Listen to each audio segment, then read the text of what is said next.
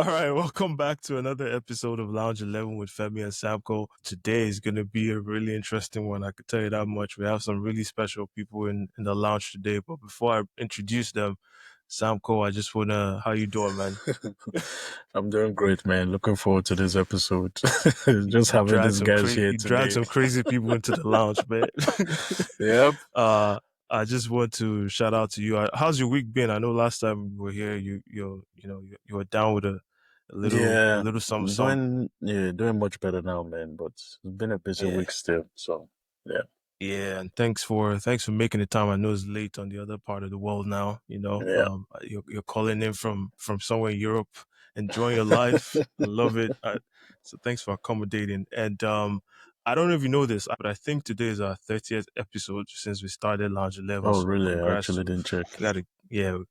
Gotta give Congrats, ourselves man. those flowers, my guy. I was saying if this was Teams, you'd be able to do I was actually looking for Wow, 30 episodes. Damn. Yeah, ridiculous, right? It's quite the commitment, but it's been fun just serving the subscribers and sharing our opinion. But yeah, let's get into today's episode. Like I said, we have some really special guests. Samko, maybe I'll let you do the honors of, introducing our brothers who have stepped into the lounge today. Yeah, man. I always use my favorite line. Two of my top threes favorite United fans. Top two, not three. But yeah, just welcome to you guys, man. The host of What Would Fergie Do podcast. Definitely the favorite ones out there for sure. We have Maestro and Francis. Welcome to the lounge, man. Be looking forward to having you guys here, and thank you guys for gracing us with your time. So it's gonna be a good one for sure. How you guys doing? Thanks for having us, man. Thanks for having us. Yeah. The funny thing is I actually share like personal connection with both of these guys in varying degree. Maestro, I don't know, you probably know this, but I don't know if my path went through Canada if Maestro did not go through Canada. That's just a very funny backstory. Oh yeah, you probably don't know this, but maybe I'll just quickly tell the short story. Francis and I, by the way, went to the same secondary school. So that's one of the friends that I've known the longest in my life. But when I was getting ready to choose, my parents, I didn't even know I was going to end up in Canada. I think as any other kid then, you think just get into your lag or at best you enter Ghana or something. And then we went to school one day and the Canadian recruit people, whatever, they came and they did their little pitch. And I went home, I don't think I listened that much. I went home, I told my mom, she said, "Oh, how was your day?" I was like, some people from Canada, whatever. Light bulb. It's just like, oh, your dad has one friend, they have a son in Canada, and that's kind of how the thing started kicking. So just interesting story there. And then obviously Francis, as we entered ISL together, we left on the same day, came on the same flight to Canada. So I'm like, shout out to this guy, man. Same for life. Wow. So essentially, like Maestro paved the way for you, eh? I mean, to Canada, that's for sure. I'm not going to take that away from him. The funny thing is, for me, I never had any aspirations of staying in Lagos. I never, like all my friends wanted to go to Unilag. I jam in like SS2 and I did very well. And I remember everybody was congratulating me like, oh, next year you kill it. I said, I'm not here for that. And I remember I went to do jam. So SS3, I went to do jam. And I liked doing exams, right? So I was just like, okay, let me at least go through the exam. So in my sense, there were a lot of people cheating. So me, I just sat down. I wasn't paying attention to anybody. I was just like doing my work, finished it. So the guy next to me was like, guy, just help me. You look like you know what you're doing. I'm like, yeah, sure, for sure. So I finished and I did like every question, finished the calculations. And then he's like, can I copy everything? I'm like, yeah, because so for me, I do the calculations and then I pick the answer and the working is all on the sheet, right? And the guy is copying me. And then he sees me bring out a biro and I start shading my answers with biro.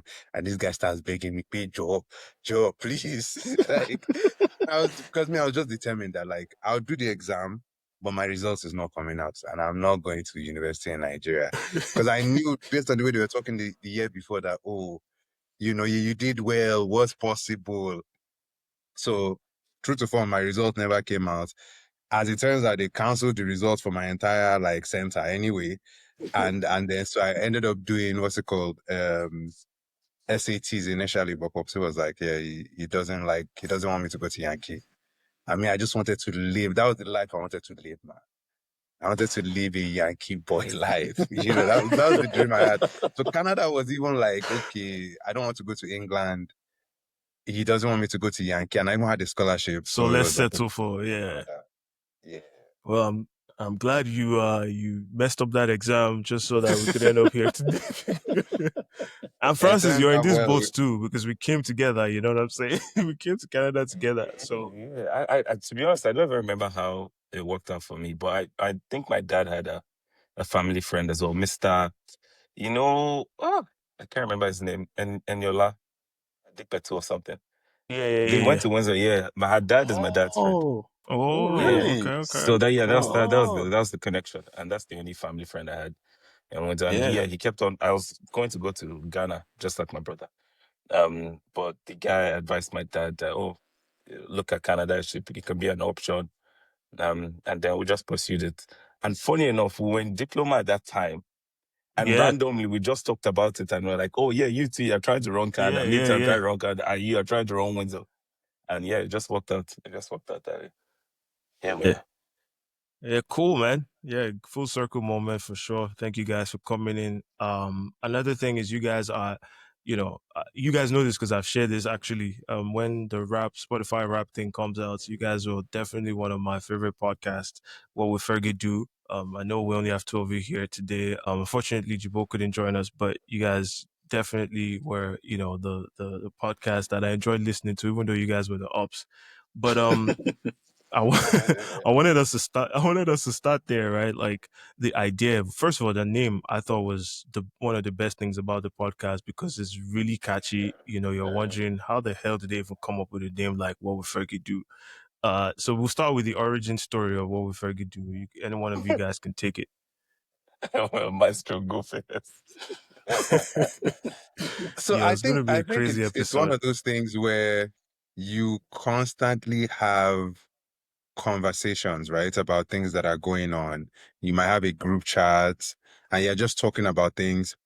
And obviously it was at that point it had been a very difficult period for United. We had come out of success through the end of Fergie's time into whatever was happening, before we started it. So I think that was kind of where, and then podcasts were becoming a thing as well, right? It was a time where people started really listening to podcasts. I think I'd been listening to podcasts for a while because when I worked, I would listen to some of these shows that are like 3 hour shows, but they would be live and then they just started saving them. But initially they didn't have one place where they would save it. So they would have like a random website you would have to go to go and find the shows that you want to listen to. And then but it would be radio shows. It would just be saved.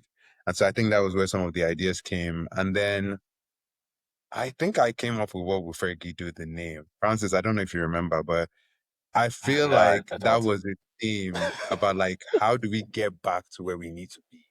Like in this situation, what would Fergie do? And that was at least the way I was thinking about it. Yeah, man. Yes, I like I said, it was solid. it's been Go such a ahead, long Francis. time that I don't even remember like how it came about. I know we always used to talk about United. Like we have a separate like WhatsApp group where we're just talking about all things United. And we're like, why don't we just get on the phone and make this a podcast kind of thing? And maybe a Maestro actually came up with the name. I don't remember at the time, but I remember we came up with multiple ideas, but that What Would Fergie Do? That one just banged immediately. And then the next thing is, let's get flyers going. When are we recording our first episode? How do we set everything up? And yeah, it was just a home run from there. But no, it's been a long time since that started. Still, Yeah. The name I would have to just let you guys know was it banked, and you're right about that. It was like I saw, I was like, who came up with this name? Like, it's kind of hard to miss. It actually draws you in because you're wondering what the hell they're talking about, right? And then you listen, it's like, really, really dope stuff. Samko, I don't know. I'm sure we've been on there a few times, you and I, Yeah, as yeah, guests. So I yeah. don't We know your have. experience of the podcast. For me, I've always been a fan. I mean, just knowing these guys alone was made it more easier for me to listen to, right? But the thing I liked about them was, although Jibola is not here, shout out to Jibo, is it was always good to see three fans under the same umbrella, but their perspective was always different, right? Like just for the fact that this one sees his club in this light and the other person sees their club in this light. That was why every time I listened to it, it felt more like a conversation. So people will look at it and feel like, or when you listen to some podcasts, it's more like a debate, right? But for them, it felt for me more like a conversation. And I definitely did enjoy it because I'm also able to learn a little bit or get a little bit more knowledge about Manchester United through these guys and what I see on the TV or like the news and stuff like that. So I've always been a big fan from the get go, and hopefully you guys get back to it because man, we'll keep waiting for you guys, man. You guys should bring more back. We hope.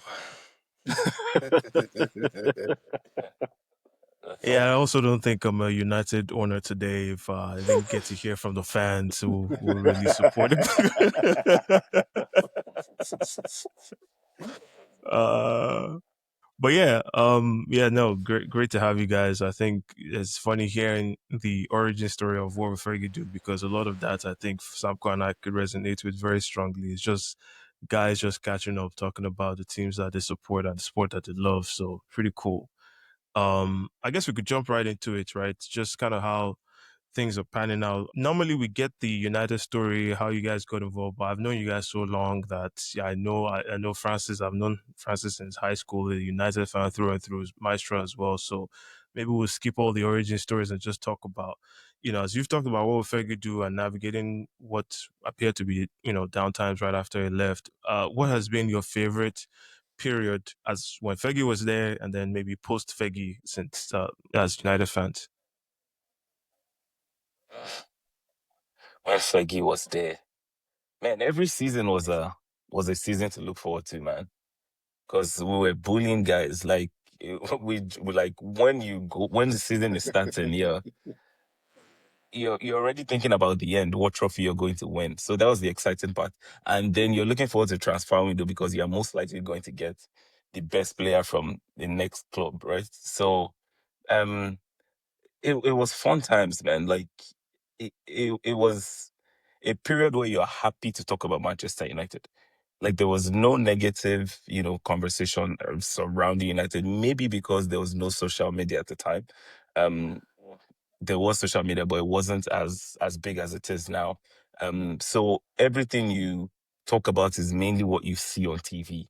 And what you see on TV is Van Nistelrooy scoring a goal or Beckham scoring a free kick or you guys buying Wayne Rooney or Cristiano Ronaldo or winning Champions League. But yeah, to maybe pinpoint one moment that I feel like was my favorite during Fergie's era is probably lifting the Champions League in '08. That was such an amazing season. I think that season we also won the Premier League, if I'm not mistaken. And then a week after we won we beat Chelsea in the Champions League final. That Chelsea feeling Champions League. is, yeah, something that you just you can't explain. You can't explain what it gives you. And then post Fergie, hey God, oh, oh, what has been my favorite? Probably the Europa League with Moreno. Mm. Yeah, the game against Ajax. I remember I Ajax. watched Oh it at yeah, Maestro's house. It was we was in such a phase where even though we were picking up like small trophies here and there, um, in Europe we hadn't really done much. And Mourinho came in with this energy, like in my first season, I'm going to do something. So we went into that final. feeling a little bit confident, but Ajax team was twacking guys because this was their young core of, De Jong, De Leeds, all those guys, right? So we went into that game thinking, man, maybe these guys might beat Oh, us. Nana. Nana was their goalie. True. Nana was their goalie. Nana was We a had young Van de Beek was there too, right? I can't remember if Van de Beek was there. I don't know if it was in that team yet, but One of the the Leeds. centre back that played for Spurs Delete was there. is in Delete was there. Galatasaray now. Oh, the black guy. Sanchez? Colombian, I think. Sanchez. Yes, Sanchez. Sanchez was there. He was Sanchez was there. Yeah. Yeah. And we had like some key players injured, like Zlatan, Bailly. I think Pogba played, but we went into that game thinking, man, if we lose this final, we're not going to make Champions League the next season, because I think we're sixth on the table at that point in time. But yeah, beating those guys 2-0, coming out of that, entering Champions League, Mourinho pointing 3 titles, that kind of thing. It was such an amazing feeling. But yeah, I think that's the one that sticks out to me. I actually miss Mourinho in the Premier League, and those were some of the most like favorite Mourinho moments for sure. Like that guy knew how to work the crowd, definitely. Maestro, did you have a pre and post Fergie? Yeah. Let me do pre-Fergie first, because those are the good times. Oh, during Fergie, I should say, yeah. Yeah, okay. During Fergie, sorry. I think part of the thing that makes Fergie special is that he went through different cycles, right? Like when I first started watching, this was like a while ago. So it was like the managers that he was up against were even, this is pre-Wenger, then Wenger, and then that period, Mourinho comes right after. And when Mourinho comes, the Chelsea team just looks like, man, how are you going to beat this team? And we had a lot of young players, right? And a lot of them ended up not being proven, but the ones that needed to eventually came through, right? Like we had Kleberson, we had Jemba, we had Bellion, we had all these like miscreants. But you have Ronaldo, you have a Rooney, and then we had even Van Nistelrooy in the mix for a time, Saha. But that team that comes out of that to start to take over from Chelsea, and Mourinho ends up getting fired, and that team becomes, because the team that we played in the first Champions League final that we won against Chelsea was coached by Avram Grant. I don't know if that was the same season Mourinho was fired, but I know that by that point, these guys had ascended, and it was like, okay, this team is going to be very formidable. And so I think that team, that period is my favorite part. Like Francis said, that season that we won Champions League was amazing. For me, even though we lost the next season in the Champions League, very painful. Obviously, we lost to Barcelona that ultimately ascended. I really enjoyed that season, because the season before, you are like not sure how things play out. But the next season, when you make Champions League again, you have Champions League final. And the only game we lost that season was the final. In fact, I don't think we drew many games. I think we had like 1 or 2 draws, and we won every game except the final. And so I think just the team that we had, there was a sense in that moment that like, what I imagine PSG feels right now. Okay, we won. We're here a second time, and we're beating teams. We're not like managing, like we're dominating. Like on any given day, you come to this place, you are getting work. Like Tevez was on our bench.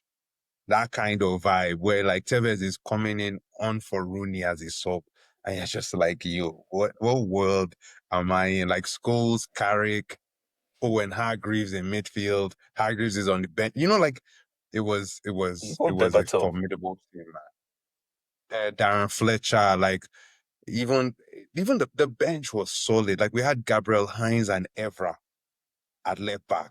And this was obviously, Hines ended up getting injured and moving on. But that team, I think, was really the one.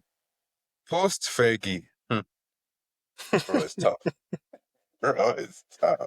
It's tough, but I can't even tell you because I understand what Francis means about that Mourinho moment. And Mourinho has this thing where in that moment, he gives you that feeling of that us against them, you know? And so he galvanizes you. But to be honest, like, and there was an excitement to that team, to be honest, yeah, because we had Zlatan. Zlatan also embodied that Mourinho energy, right? It was like, I never believed in Zlatan, to be honest. Like, I didn't rate him too much before he came to United.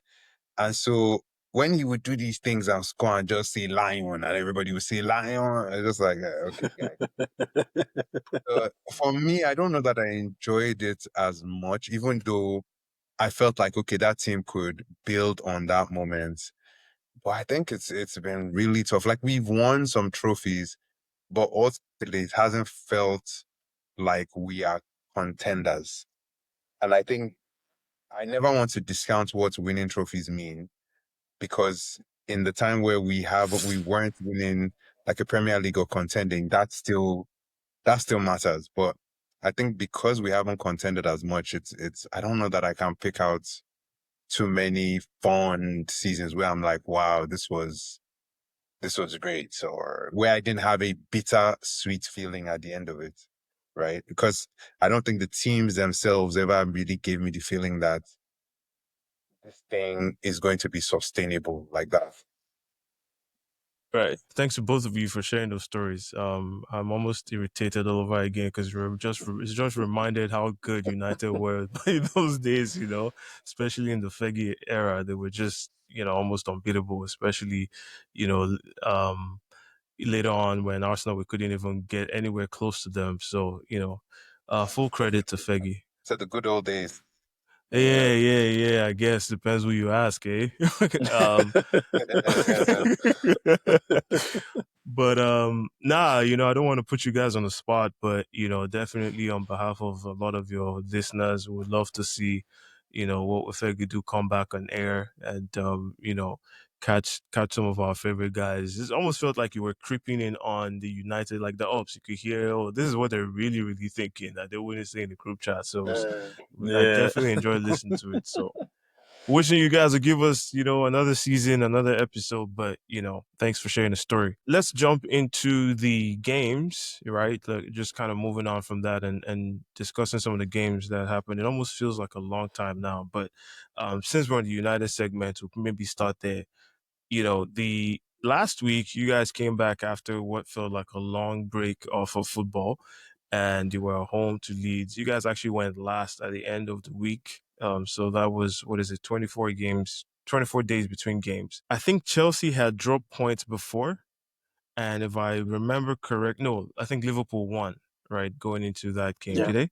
Yeah. Yeah, so Liverpool it kind won of gave a 2-0. chance for Manchester United to extend their lead in third position or whatever the case was. And you guys dropped points to Leeds. You lost at home to Leeds to two Okafor goals. We'll let you kind of give your thoughts on that game, the performance. If it was what you expected coming out of the break. I didn't expect us to be sharp coming out of the break. I think we had gone something like 3 weeks without a game. I don't know. 3 weeks feels like a lot. Maybe it's too much, but it felt like I know we had not played in at least 2 weeks for sure. So Oh, I definitely. It was didn't, 3 weeks. Yeah, 3+. Yeah. yeah. 24. So I Yeah. didn't expect Yeah. them to be sharp. I think while Mano has his limitations in my eyes, once I saw Ugarte in the starting lineup, those fears were even more like amplified. I would have, and obviously this is hindsight. I wonder sometimes why they don't just play Martinez in that position. I know he offers a lot from a passing perspective, but Ugarte just doesn't give off any confidence. I don't know that. Anyway, the defeat is not on Ugarte, so let me not linger with him. But to your point, going into that game, I think I was a little. I don't know if concerned was the right word because again, Leeds are a team that we enjoy playing. So I thought, okay, there's something in here for us. Like it might not be smooth sailing, but we'll get the job done eventually. And I think the first half was a shocking performance. Um, we're now at the point where, and we'll probably talk about this, but that initial momentum seems to have slowed down.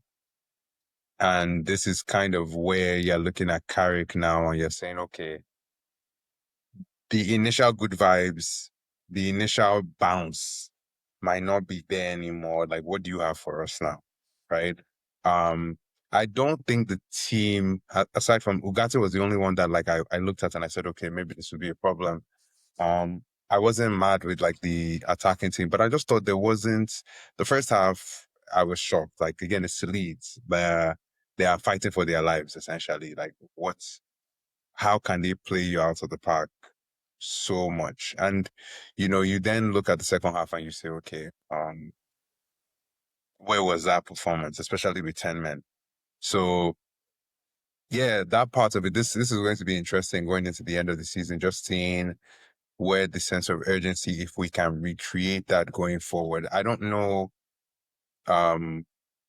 Yeah, I don't know if that game was just down to not having competition for a long time and then Leeds being up for it because they feel like, they're fighting for their lives. I think the people chasing United for that third spot, there's not as much fire there because not everybody's winning as well, right? Only Liverpool won, I believe. So, there's some of that going in as well.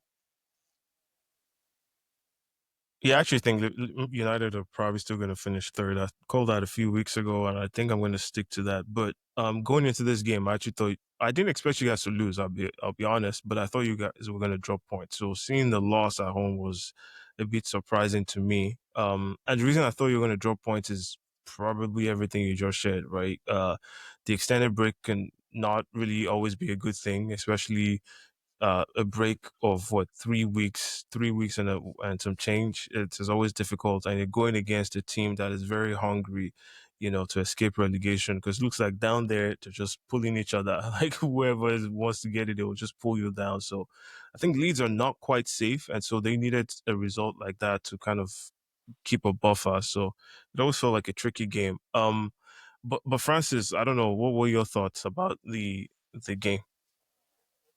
It's pretty much the same. I went into the game like cautiously optimistic because we're playing at Old Trafford.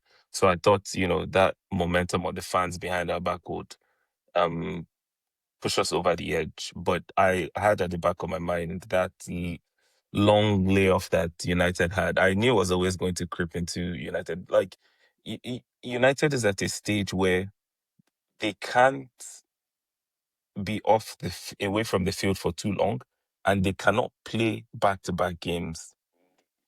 So you just have to find that sweet spot where they're playing either once a week or once every 10 days. That's where they have that right energy.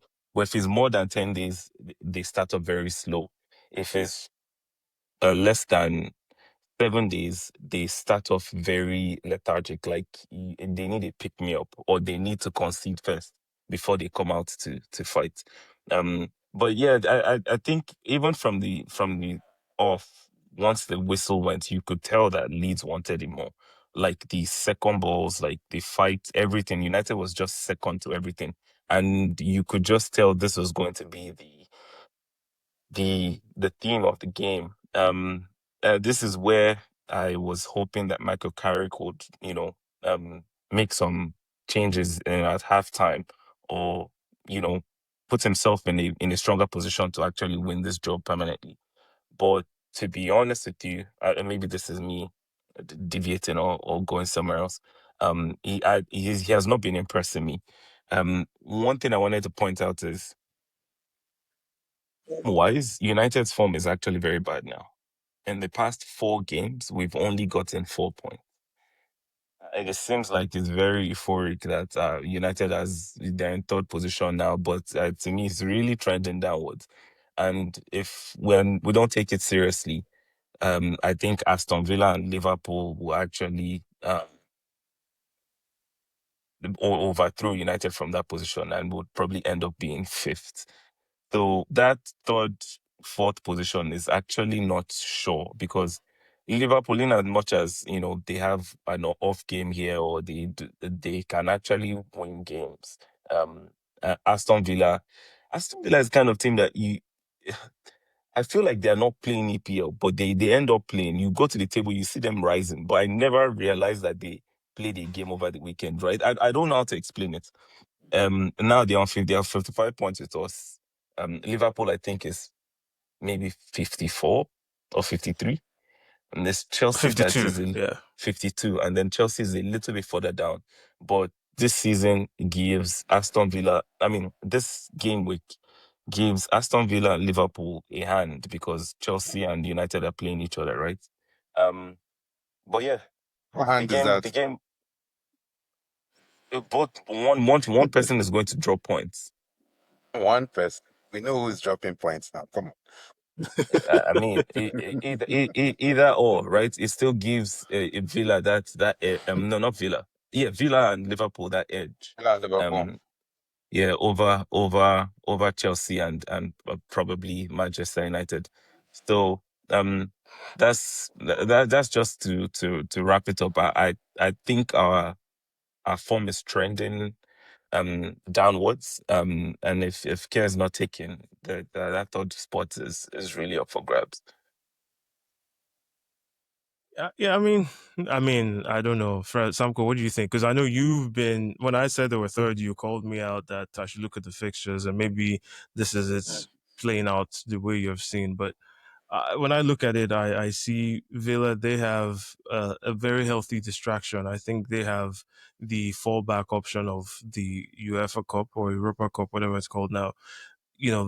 They're going to play Nottingham Forest over 2 legs in the semis, probably win that, and they look like the best team there. You know who's in the other brackets? Samko probably knows that better than Shit, I I can't do. remember now. I think it was. Is it I don't know if Strasbourg? it's Strasbourg in Conference League. Strasbourg is Conference League, if I'm Conference. correct. Yeah. Let's check it. I'll check it as Is a. Villa in the Europa League? Yeah, then the Yeah, semifinals. they're They going to play Forest. Forest in the Unai semis. Emery. Yeah. He's about to do it again.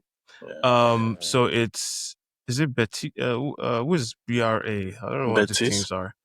Braga and Freiburg, or whatever they're Freiburg. called. Wow. Yeah, Freiburg. Yeah, Braga so won that game. it appears so.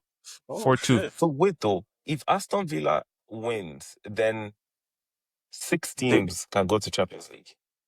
So if That's Aston what Villa it's looking win the like. Europa League, I think the They sixth automatically go. person. Yeah, I think the sixth person gets that Champions League spot. Oh, so Chelsea's about to get So Chelsea might still be safe.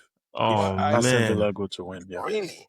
that's a mess, If they finish in the top 4 spots, then do they still get that? So like last year, this year we had 6 because Spurs won, but Spurs were not anywhere in the right. top 5. Yeah. Chelsea finished in top 5. Do you get 6 teams? That would be nice. Yeah, That would be interesting to check. Yeah, I gotta look I it up. think I think they still get it. I think 6th position might get it if Aston Villa wins. I'm not sure, but I think so. But if Nottingham Forest wins, then automatically becomes 6 teams. Yes. So to just be the top 5 and 6 team. Yeah, it'd be the top 5 plus Nottingham Forest. Plus Nottingham Forest, yeah. Yeah, Yo, so there's a Palace where Maestro was talking about. Yeah, even Crystal Palace. Just the case where Maestro was talking about. They found themselves in semi-final as well, so they too have. Yeah, they probably win that one. Final of Conference League. That's Conference League. Yeah, that's Conference. Yeah.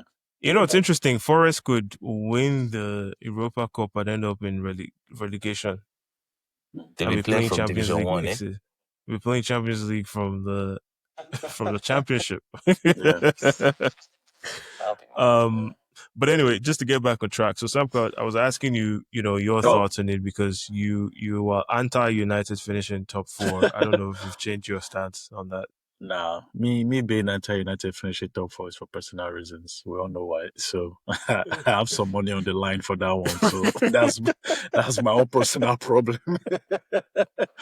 But outside that, I didn't get to watch the Leeds game. I think I tuned in just right after. We're texting. Yeah. Martinez got the red card, so I was able to see a little bit of what was going on. And I think Manchester United were the much better team during that time. I was watching the game and all that. But I think I also agree with what Francis said in terms of that third position being very fragile, right? Because I always say this when it comes to top four race is the most inconsistent race that has to happen in the Premier League. Towards the season, everybody just keeps dropping result here, picking up result here, dropping result here. So I will not be shocked if Manchester United still finish fifth just for that reason, because they play Chelsea next, right? This weekend. Yeah. And they get another week.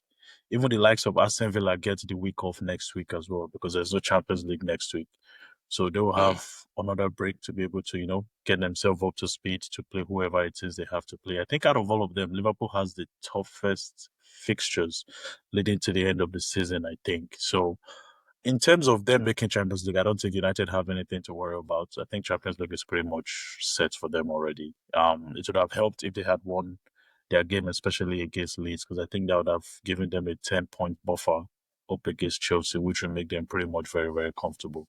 So at this point, I just feel they just have to just coast their way over the line. I don't see them dropping out of top 5 regardless. So it's still a win-win situation for them. I don't think I even agree about like top 3 position being like in peril. I don't see any of these teams like our form is bad. Aston Villa's form is bad. It's terrible. Liverpool can. I watched part of the Liverpool Fulham game. At least the first half, I was kind of surprised. Like they looked on it, but I don't trust Liverpool either. Like and then they've lost Eketike for. I think he broke he tore his Achilles or broke his ankle or something. So he's out. Gone for a while. Yeah. And I think the other thing too is like the teams in and around here, it doesn't feel like they have settled sides, right? Like United, right now, we only have one centre back available for this game against Chelsea. One senior centre back, essentially, right? Maguire and Martinez are suspended. Euro is injured. De Ligt has been gone for years.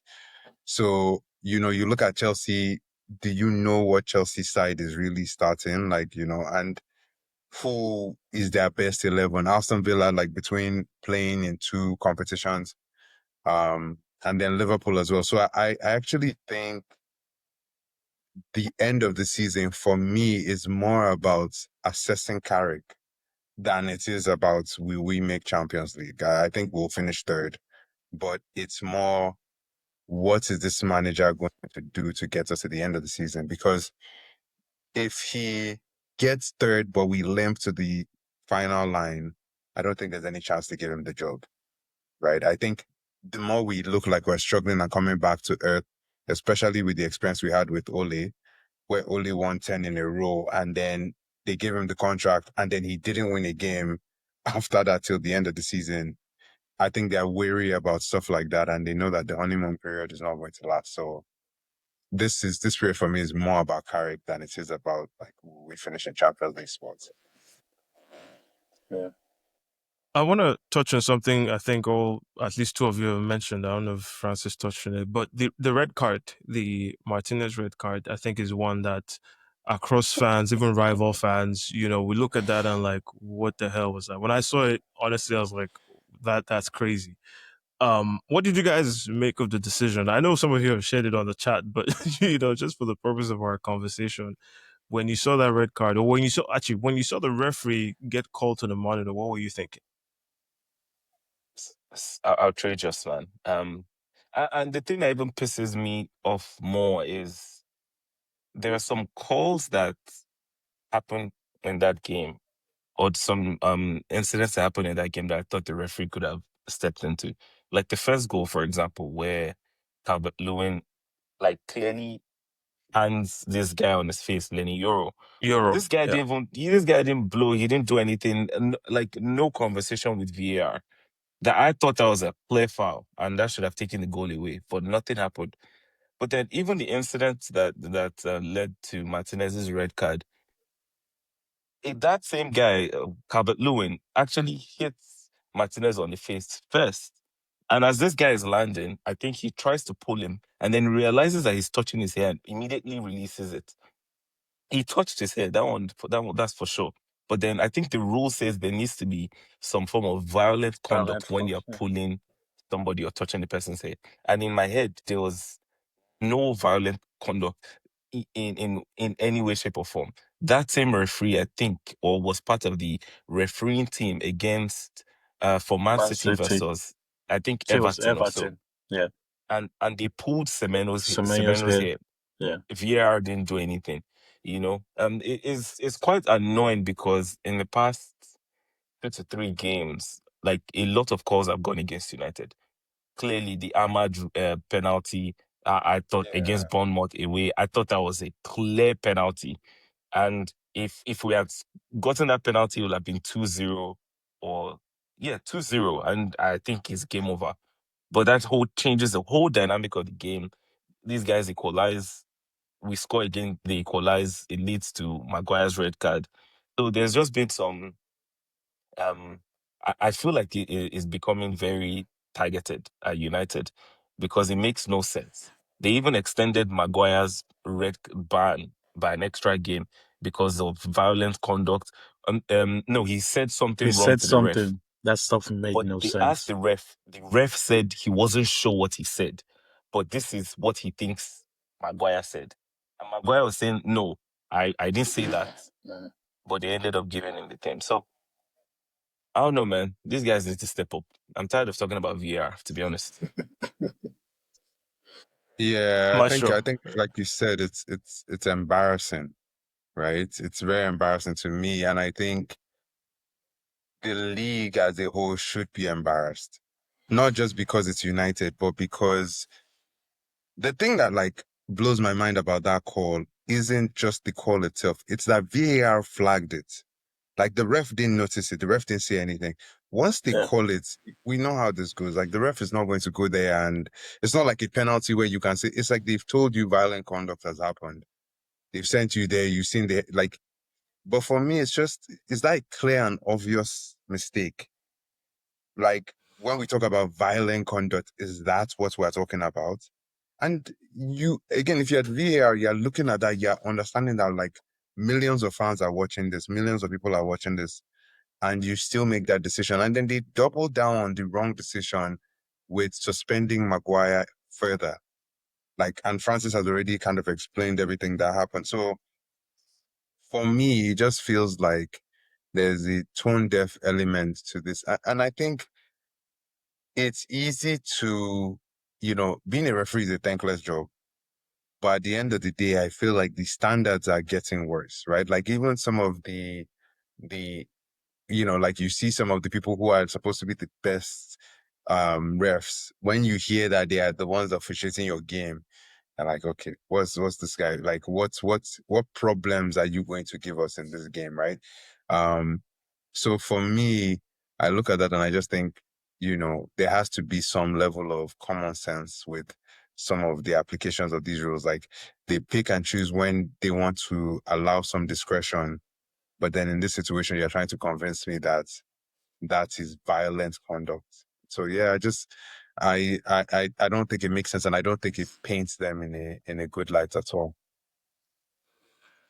I will say this though. I'm just gonna play a bit of devil's advocate here. I actually don't think the ref was at fault in any of those calls, and the reason I say that is, I think it's down to the interpretation and application of VAR as a rule that is the problem here. If we take the Martinez situation, I was watching the game. I watched it live, right? And when you see the ref do this and you're wondering what the hell happened, like what did I miss? I'm honestly thinking that maybe on the previous corner kick or something, there was a handball that nobody saw and they're about to review it. And then they put it on the screen and it's the hair pull. I think my first message was to our group where it's like, are we being serious here? But the problem is, if the ref did not see it, right, which is kind of how VAR works, if he did not see it, then VAR picks it up. Then by definition, it becomes clear and obvious because he didn't even see it in the first place. And now VAR, like you said, Maestro, they are now saying by application of the law, that is considered violent conduct. Once the referee goes to the screen, the only thing is really going to look at there is, since I didn't see this incident, does this meet the merit for the violent conduct, at that point the answer is always going to be yes as far as VAR is applied. So you put the ref in a really tight position there, because if you didn't see it the first time, then they can't really say that's not clear and obvious. The first one as well, conversely, applies in the same way. I'm sure the referee saw contact with what's his name, Calvin Lewin and the defender, and then VAR will simply ask the question, "Did you see this thing?" And then they say yes, and then the question is, did what you see, was it enough for you to call a foul? And the ref will say, "I saw it, I was okay with it." So something would have been clear and obvious for the ref, which I don't think was the right call, but is the application here that I think is the problem. It's kind of what I'm trying to call out. Yeah. Samko, did you see something different as far as VR applications? I mean, I saw when the thing happened. I think I tuned in just right after when it happened, and I remember I got into the group chat as well when everyone was talking about it, and I was like, "Yeah, that was a red card because I saw the hair pull, right?" But why I didn't agree with the call was because for me, I felt the VAR was being used to referee a game, right? Because the ref didn't see it and the thing had already gone by. But when the VAR brought it back, the question I'm asking myself is the ref now making that decision based on the advice of the VAR, or is he actually applying the rule? Was that actually a violent conduct that was done? And in my opinion, I don't think it was, right? Yes, you might look at it and say there was an hair pull, but was that violent enough for you to Which one are say you referring to? the Martinez one? Oh, the Martinez. Yeah. Yeah, well, but was that violent enough for you to like referee the game? So that's what I'm asking myself. Is your decision based on what the referees are telling you, or are you applying the actual law? Because the actual law says in the situation of that hair pull, it has to be violent, and I don't think it was violent. So that's why I didn't agree with the call. But just like you said, my problem with these guys have been the same. I think the people who interpret the law and execute the law is like they are being trained differently. And it makes no sense because it's meant to be the same people. If you guys have trained the same way, why is it that all of you are interpreting this law differently and then you're executing the law differently at the same time? So for me, I think the call was a very, very soft call in my opinion. I want to believe if there was that much of a violent conduct, I'm sure Calvert-Lewin would have reacted in that manner. Did he react? Yes, he did, but he didn't react in the matter of, wow, did you see what this guy just did to me? If you see the situation of Semenyo, I think it was Cucurella, Chelsea against Spurs or something some years ago, that was actually a violent conduct. So, yeah, I just didn't agree with the call. But then again, it's just down to how these guys interpret and execute their roles. And it's just getting really, really tiring because again, I'll I promise think you before the end of the season, we'll be here. there are a few problems that VAR. Actually, I don't even know if that's true. Like, I don't know the problems that VAR is solving anymore, if I'm being honest. In my opinion, I Because don't think it's. if I'm No, being it honest, is. like It is. even the offsides, I don't trust them. I don't trust those Yeah. lines, right? I don't trust those lines. Yeah. Yeah, I don't trust those lines because you realize that those lines. So now I think not in Premier League, but I guess in the World Cup they're going to have. I think it's like automated or semi-automated lines, but those lines are actually not automated. Eh? They are not. Like In somebody the is Premier League, getting a in the straight Premier League, line. they are not. Yeah. In the Yeah, Premier League, I somebody's don't think getting a they straight are. line. Yeah. And it's not every game that they show you. Like, I am convinced. Was it United Arsenal? I forget who we played, where Cunha, I think, scores late or I Mason remember Mount the goal. scores late. Was Yeah. that Ganacho. City? No, Yeah, I It was a no, remember no, the goal. recent this It game. this was it season was Man City. Yeah, it was Man against City. Man Cunha. City. And Yeah. I kept waiting, like, no, you people will show where this offside is because Yeah, it was it's a not recent offside. game. Yeah. And they never showed it. They never And it's showed. just Yeah. like, to me, there's some of those. It's really feels like people are doing this on vibes. That's the way it feels, and that's where the inconsistency comes in. Like, we don't even talk about this, but we know, right, that 90, let me say 95% of the time, if they tell a ref to go to that monitor, it is already determined, right? And I think that's the part that like is also part of the sham is there's no interpretation for the person on the field. When they send it to you, essentially you've already been given You've like been programmed, yeah. 90. Yeah. Yeah, you've been programmed. Yeah. I think it's only once maybe that I've seen that and I think it was, I forget I know what the game it was, game but you're I think talking Man Bruno about. was City, involved. Where Man the guy City, changed it. Yeah. Man City, the You know that black ref referee. never saw another Prem game again. Yeah, Wow. That yeah. game you're talking about, I I remember know it. the game. That It was ref, Man City. yeah, the ref never saw a Prem game again. Pep came out complaining we never saw that brother again in Yeah, the Premier the League. guy never came back to the Prem again. Yeah, so for me, it's just like, what problem are we solving, really? Like, it's not that I don't think it will catch some things. It's just in the flow of the game, are we solving more problems than we are causing? Yes, there are offsides I think that we so. don't I catch. think so. I think we I are. don't think so. Me I think personally, I my don't think so. biggest gripe with VAR is lack of transparency. I think we can all accept that there is no perfect system. If you take away the offside, whatever, we got some wrong as well. By putting the automated whatever, we are getting some wrong. Now, hopefully, it's less than we did before. I think the problem is when you don't come out and explain a situation like Martinez and leave it up to everybody to kind of interpret for ourselves. We're doing that here on the call and several other, places that people have these conversations where we can clearly see so many like precedents already being established that look, that should have, if this is a red, that should have been twice a red than this, right? And we don't get that. I think that's my biggest problem with it. Most people can accept, you know what, I hold my hands up. We got that one wrong. This is what we're going to do better moving forward. But we don't even get that. And that's kind of where the frustration, I think, in my mind comes from. I think for me, it's almost the opposite in the sense that there are lots more situations now that piss me off because VAR exists. So you're thinking about the situations that we catch. Okay, that's fair. But take, for example, the example Francis gave of the Ahmad penalty, right? And they go the other way and score, and it's not called. Those are the ones that piss me off the most because if VAR doesn't exist, I accept that. I accept that like without too much force. I'm going to be mad that the ref didn't see it, but Yeah. I'm not thinking that somebody else upstairs that has a better view or has all the Technology. information, yes, has the technology, can make that intervention. So I can live with the human error on the field because a part of me understands that there's a margin of error already built in. But in the example of what Francis mentioned, like the Calvert-Lewin elbow on Europe before they score, or the Ahmad penalty, those are the decisions that I actually hate the most. It's not just No, the I ones we get understand right. what Yes, you're they're the ones that we saying. get right. I get what you're saying, and that's the point I was making about transparency. The reason we feel that way is because every one of us here can point to a plethora of different calls where it has been inconsistent across the same. Like it's like you're looking at the same decision 4 or 5 times and you're getting 5 different outcomes, right? Mm-hmm. But if every time they told us this same instance it's not a foul and we see it applied differently, we're not as mad about Ahmad because now there's precedence, right? We know that okay, this is why you said it's not a foul. So next time I see it, it's kind of the same reason I was upset last season when we were the only teams that seemed to get punished for, that second yellow, touch the Second ball away yellow. rubbish, right? Yeah. The first one I was mad, right? The first one I wasn't mad.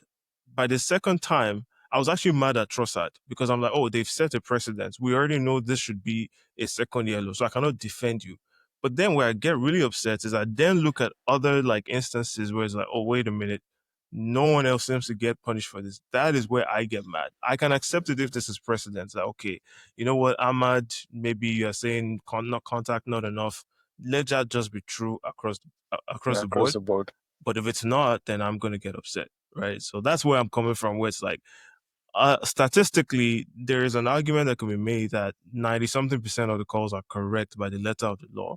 But then what that introduces is that extra 3 to 5% that aren't correct then become amplified because you don't know why they're not correct when it should really be explained, right?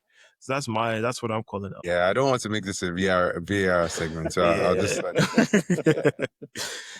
Yeah. But yeah, let's move on because we're almost at the top of the hour and we have plenty to kind of go over. So let's get right into it. So the other big game that sent ripples around the league last week was our game, Samco. We lost at home, only the second time this season. The first one was against United, and the second one obviously was Bournemouth.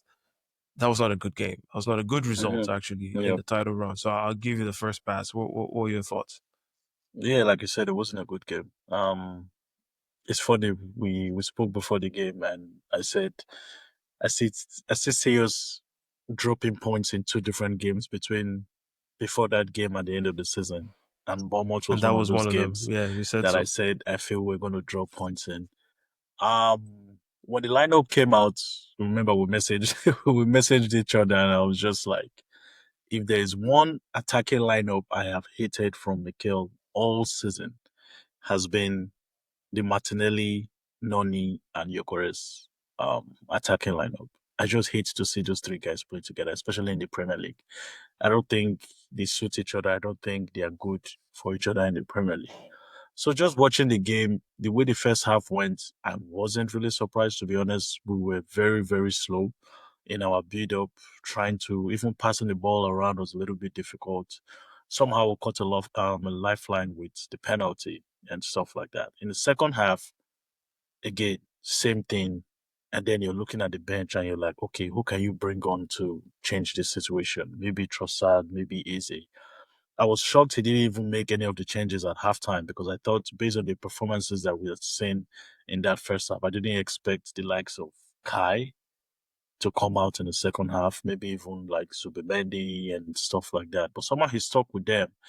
And within 5 minutes, I can't even remember if they had scored already. I don't think they had. No. I think 5 minutes of the second half, he does three changes. Again, another thing that when Mikel does, I'm just like, bro, 5 minutes. yeah, 5 minutes of the second half. Go check it. I think it was within 5 minutes. Definitely before the 10th minute mark of the second half. And he did three changes all at once. And I remember looking at it, I was like, brother, you did this same thing against Manchester United when I think it was Dogo, right? That scored the second goal. And immediately you make like three changes. And I'm like, bro, you're just showing panic because now, Was United not four, actually? Or something crazy like that? Was it three or four? yeah, actually, I think it was four. Yeah. Yeah. I think it was four. Yeah. And I haven't just been a fan when he makes those drastic changes immediately because you know it's going to take 10 to 15 minutes for these guys to get to the flow of the game. But then you're changing literally. It's like you're changing the full attack line and stuff like that. So in terms of the performances, I think the players were extremely poor. My blame goes to Mikel in terms of the team selection.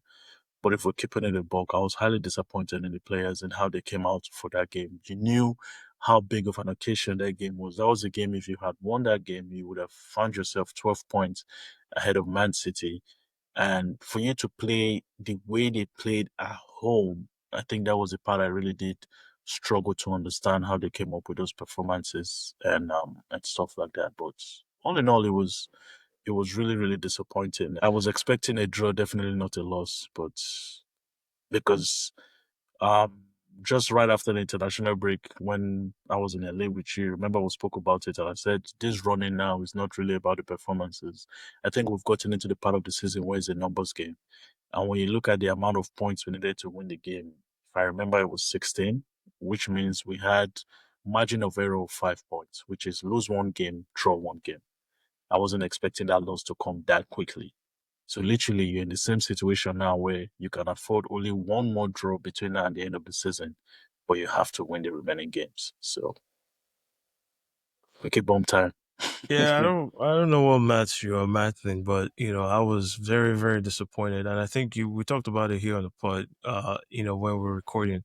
I understand why this was a difficult game. Even going away to Bournemouth was like the first earlier in the season was difficult. I think we won 3-2, but it was end to end stuff for the most part. They're a good team, and you have to give them credit for that. But Yeah. the reason I couldn't accept your prediction, right, was I'm in the camp of don't tell me, show me, right? So if you're trying to go win the league, these are the games where you get a chance to make a statement and you do it, right? When you think about this City team that has been dominant for so long, or even Liverpool when they had their run. I'm not even talking about, slots. I'm talking about under club when they had that run. 6 games to go, they're going there and they're smashing teams up, right? Like it's just what they do. And so if you want to be one of those teams, that's exactly what you have to try and become. And it was very lethargic. I think, yes, you got it. You said it spot on. It was a bit of a lifeline. And what was disappointing to me is after that lifeline or the Jokeris penalty, it almost seems like there's only one team that should kick on from there, and it was anything but. So, yeah, very tough one to take. I didn't even care that much about the Sporting game. Of course, I wanted us to go through, but it was like, I think you're going to go through Sporting, so that's not going to tell me anything. I'm looking forward to next weekend to Yeah. learn what happens next. So, yeah, I'm not sure. It was a tough game. Even just, I've almost forgot about it until we had to talk about it right now. Yeah. Samko, you said you see yourself dropping points to two teams, or did you say you see yourself dropping 2 points No, I said there to were the two end of games I saw. Yeah, or two two games games? I saw So dropping you points one was against. Yeah, Bournemouth. What was the second one? the second one was either Man City or West Ham. Either. Yeah. So it could be three. I mean, it could That's be not what you three. heard, man. Don't be Or, look for or, don't be or do looking you for or trouble. do you mean if you drop to City, then you will not drop to West Ham? Or if you Bro, if you boy, don't drop to stop. We're not City, on Sorry, I'm banter. confused. Huh? Sorry, I'm confused. If I drop to No, City, I won't drop to West Ham. Guys, boy, yeah, Matt. yeah. Yeah. Is that what you mean? Yeah. So it's three only two now. games I felt we were going to drop points. Oh, okay. Don't fall for this Yeah. setup. Yeah. What the Two man games. was implying was How, ahead of this what game. did you guys play Sunday? Last Yeah, week we're or gonna this play coming Sunday. week? This like your upcoming game Oh, is on Sunday. Yeah, Sunday. Sunday. Yeah. How are you feeling? We'll get to that, my guy. We'll get to that. I can't ask questions. Okay. No, you can now, but we have to get through the Champions League and then, Oh, okay. end of. Yeah, fair. But just come prepared to answer how you're feeling for Chelsea as well, Yo, you can talk. I Yeah. touched on it already. No, I No. didn't. No, I didn't. No, not yet. Yeah. But yeah, I mean, actually, this is the first time we're having other podcasters on. So yeah, feel free to ask us the questions about the Arsenal game before we jump into the Champions League stuff. I think the Arsenal conversation for me, I feel like it makes, well, let me not say it makes more sense. I think I would rather look at it or at least talk to you guys about it from the perspective of multiple games, right? Because we're now at a point where the only game that I think you guys have won in the last 5 is against Sporting. And that was kind of like, a last minute goal. And so you've had, and I don't know how many goals you've even scored in those games that you've either drawn or lost or lost. I think it's 3. Yeah, 3. so I say 3 goals in the last 5 games or something like that. Yeah. What do you, no, I guess, I don't know if, because I think a lot of the games will probably be, I didn't watch the Sporting game, but it ended up being 0-0. I imagine that maybe it wasn't the worst performance, but it was probably just, we got the job done.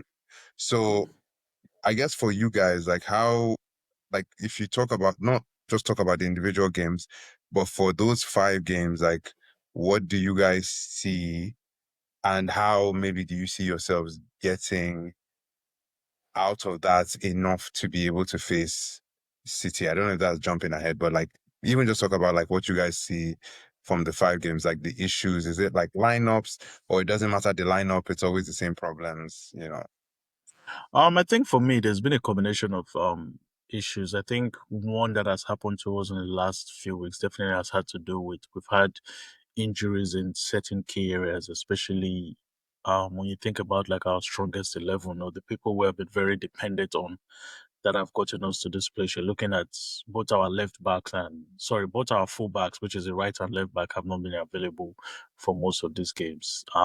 Whoever is going to be our number 10 has not been available for these games until Eze came in, the last one. And Saka as well has not been available as well. So I think those players have also played an important role in getting us to the position that we were. But also there have been games where you're not going to look at those players and say that's the reason you've lost those games, especially the games in like Southampton and Bournemouth, in my opinion. I think we could have won those games regardless. That is where Mikel comes in and I say those of the starting lineup that was picked were not something I was in favor of, but at the same time, the players, you expect them to step up in situations like this. This is one of the reasons why he went in and brought in this amount of players. This is why you have this much players in your squad and whatnot, because they're meant to help you manage literally the injury periods that you have and whatnot. So, in terms of how they move forward, I think a few of these losses that they've had in the last few weeks is definitely going to give them a kick in the backside, which is one thing I've always noticed with this team and with Mikel, right? Most times they always go through 2-3 games of hardships and they're able to like bounce back and whatnot. So am I concerned? Not really. I haven't really been concerned yet.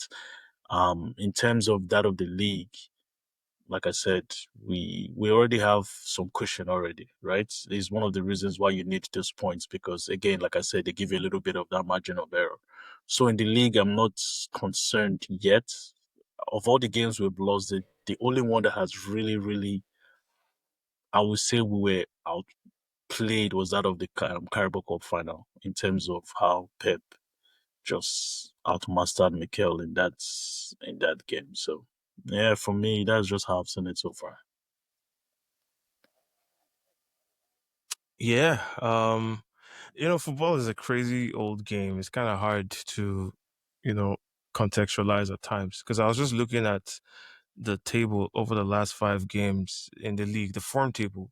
If I told you guys that Arsenal is the most informed team in the Premier League over the last 5 games, it would be hard to believe because of the context of every other thing that has happened. In the last 5, we've won 4 and lost 1, which is the Bournemouth game.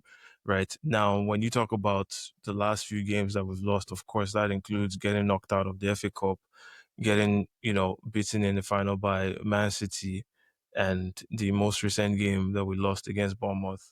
So it's kind of hard to contextualize just because of the backdrop of what each of those games meant, right? The FA Cup was, I don't even know, I can't even remember what it was, but some of the lineup there is almost like you're just getting through, right? Now we got outclassed by City in the Carabao Cup, so I'm not even. There's no excuse there. They were just a better team. So I don't know. It's tough to really put in context what's going on, right? Because you're missing key players at the key stretch of the season, and all you can really ask is you find a way to get the job done. In the Premier League, bar the Bournemouth game, it's kind of hard to say that they haven't. So yeah, it's tough. I don't know. I think we've lost what, one and drawn maybe two in our last 9 Premier League games, if I'm correct, or Yeah. 10. Yeah, Yeah, that's what I'm trying to say, right? It's yeah. it's crazy because yeah, you can isolate to the different competition in Premier League. The story looks very different, but you zoom out and look across all competitions. There is some concern there, but it's not without like some context. So we'd like to have some of these players I don't know back if and I see if what I that looks agree like. about the context, right? Only because I think Samko mentioned something. You know, in previous seasons, there legitimately have been times where Arsenal could say we faced injuries and injuries really slowed our momentum. So I think there was a season where you guys lost your like Gabriel and Saliba. Um, obviously you guys didn't have a striker. Like there were a lot of these reasons. I think now Arsenal has like two, maybe three people per position. Now, obviously, the backups are not always as good as the primary for sure. But I think there was the idea that this team, whether you look at some of the players or you look at the volume of games you are going to play, cannot count on your starting 11 being there all through the season. Like, I don't think you can say Saka is missing this game and that is a big injury for us because that's happened multiple times. And you have actually structured your team to have people that will, as with that understanding, essentially, right? That like we won't have our fullback sometimes, or like I mean, Ben White maybe is a backup today. Louis Kelly maybe is a backup today, but those were starters for different teams, or at least very vital players for different teams. So I think I look at it a little differently in the sense that even though the form table shows that you guys are winning, and there's always value in that. I think this conversation of the way Arsenal have been playing, and not just style, but just like aggression, I guess. I don't know if aggression is the right word, but energy maybe has felt like it's been dipping. So I guess the next question I have for you guys then is, do you think you can beat City this weekend if you don't come out as the dominant force, like if you don't impose your will? So I'm not talking about like a stalemate, like playing aggressive, attacking football. Let me take the first one. I think, sometimes it's really because there's so many games, right? It's hard to go back and think about it as objectively as possible. Odegaard has been missing most of this season, right? His stop start, it comes in, it goes out. Eze was missing. He didn't. I think most people don't even remember that he didn't play the Carabao Cup, right? He got injured in the second leg against Leverkusen, and I think his first game back was Bournemouth, I believe, Bournemouth. right? Yeah. So he's missed. So basically, we've not had Odegaard, we've not had Eze, and that is why I texted Samko that I was actually really concerned about the lineup. But we put out a vlog, so I actually shared my thoughts on the lineup before we even kicked the ball. I don't believe in the Havertz in midfield, whatever. But as bad as Saka has been this season, or bad as people try to make it out, you'd be surprised. Like, he still has the second most touches in the opposition's box, even till now, with all the games missing. That just tells you how influential he's been.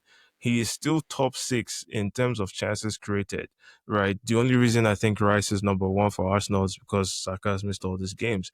Top 6 in the league in terms of chances created, right? So it's like there is still all these clogs in the wheel that seems to be missing, right? That it's hard to give a true reflection of how is this coming together. I don't like Noni one bit in terms of what he brings to this team. I don't think it's very much. I think I think it's good that he's an effective enough backup against lower opposition, but over the stretch of longer games, it's kind of hard for me to get behind that. Martinelli, the less said, the better, right? So that's the context of what I was trying to say. But now, to answer your question, there is a little bit more confidence, right, as you start to get players back. I actually thought Saka was going to be back for this game. The manager has come out and said that's not going to happen, and maybe there's bigger concerns there. Eze looks like he's back, so at least we go with a midfielder that is actually a creative outlet to some degree. We'll see. Um, I would like to see if Timber and Calafiori are back, because those guys, yes, it might look like there isn't much of a drop off when you think about who they are, who their backups are, but stylistically, they actually changed the way we play. Nkapia and Calafiori are very different players and what they can do. I think Nkapia is probably a better defender, but I think Calafiori causes all kinds of problems against opposition press that Nkapia just can't do in the same way. Similarly, Timber provides a lot more underlapping runs that, I don't think you can realistically expect of a player like Mosquera or even White, right? White in his time has been more of an overlapping fullback. So I think people look at the names and the profile of the players, but they don't look at like how those things can switch how the team plays. It's not an excuse, to be fair, because again, like I said, when you're playing against teams that you should beat, then maybe it's not that obvious. But at the top end, when you're in the Champions League quarterfinals, semifinals, or you're playing the City, in the Carabao Cup, those things can easily get quite exposed very quickly. Anyway, So to then answer your the other, question though, yeah, to answer your question about going to City, I honestly, my personal opinion is I want us to go get a win. But I think I also want us to be extremely smart in how we do that. So you've talked about being aggressive. I don't think we actually have to. I think the onus is on City to beat us at home at the Etihad, because they're the ones actually chasing. It's kind of funny that we're having this conversation, but they're the ones chasing. They're the ones that need to win the game. They're the ones at home, and they're the ones that would benefit. Well, I guess both of those teams would benefit from the win, but they would feel like if they don't strike the knockout punch there and beat Arsenal, then they're leaving this thing down to chance, right? So I think I'll much rather we see a more methodical, systemic approach to breaking them down. You take your chances if and when you get them. But if you get out there with a draw, that is a good result for Arsenal, maybe not so much for City. So I don't know that I want gung ho aggression. I want playing smart. I want you to manage the occasion smartly versus going out there and taking stupid risk. Sorry, just one more thing from you. I understand what you're saying about City have to be the one to win, but I don't think City have the most pressure on them in this game. I think Arsenal has more pressure, even though City is the one that has to win. So I don't know that I look at it the same way you are, because if City, I think we know how City will show up. They've been on a tear in the last few games. Their confidence is high. They're feeling good. They're saying, we can't wait for them to come. We want to show. We want to show. Like, so I think from an energy perspective, I think they are going to be, again, like you said, stranger things have happened. But I think they are going to come in with confidence and they are going to be aggressive. And so that's where I'm saying, I don't know that this approach of being methodical has worked in these last 5 games. And then we go back even a season or two. And I think there was maybe a game where you guys were a little more gung-ho that it didn't work out. And I feel like that game really changed the way that Arteta, managed these situations. But I think because of the pressure being on Arsenal and the mental side of this, that's where I was thinking about that attacking versus the more methodical. Because if you concede first, for example, and you're methodical, then how do you turn that engine up? Is it confusing for the players as far as like how do we get ourselves out of this? Versus if City concede first, I still think in their mind they'll be like, we have to go. So that's kind I of how I think. was thinking of it. I'm sorry, Go ahead, Francis. Go. Francis. No, well, Maestro, with the way you've explained it, I feel like it's like a lose-lose situation for us now.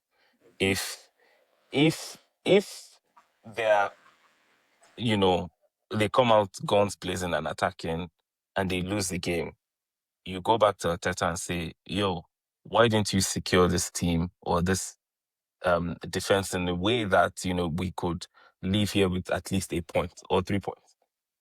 If they don't play well and they lose, it's still a case of this is a chance for Arsenal to have imposed themselves, show these guys you're no more this small boy, you're the big, you have grown, you should now be, Yeah. hanging with the big boys. So it's like a lose-lose situation. That's why I'm leaning towards what Femi said. But just in bits, I think Arsenal need to play well. That's a fact. Like they need to play Yeah. very well. What does well mean? You don't need to come out and go punch, go Yeah. toe to toe with City. You can, but you need to do it in phases, and you need to be very smart about it. Yeah. If I remember correctly, Madueke got injured in the last game, right? Yeah. So Well, he's still in this fine. game, oh, he's fine to play. Apparently, yeah. Oh, okay. I was thinking he was not going to be available, so I was going to say you guys only have I Martinelli, was hoping it Trossard, wasn't and going to be I available. actually don't think he even starts this game, if I'm being honest. yeah. Yeah. Now, if he doesn't start, it kind of depletes your attacking threat because you don't really have any 1v1 threat up front apart from Martinelli.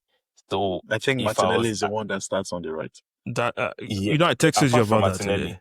Martinelli, Yeah. and in that case, I will rather be solid from midfield to defense than going to punch Man City, because if you do that at Etihad, I think Man City will blow you out. Yeah. Because Arsenal does not really have That team though. I think Arsenal has a better 11. Right now? not really, not right now, because No, I don't know their about right now, man. their key players are injured. Yeah. I think Timber being injured is very It's a big deal. Yeah. is very significant for Arsenal. Literally, our right side is not available. Saka being injured is more of a psychological threat than anything No, it's a balanced problem, actually. Yeah. regardless of what the balance is. I just feel Yeah. like as a defender, if Saka is If you know playing, Saka is I not feel playing. like I do not want to go Oh, I forward see that what you're much saying. I get what you're because saying. Yeah. I know that once Saka gets the ball, he's carrying Arsenal forward. You If know, it's funny you Martinelli, said that. I can take the risk. because Martinelli is not really is not the sharpest too.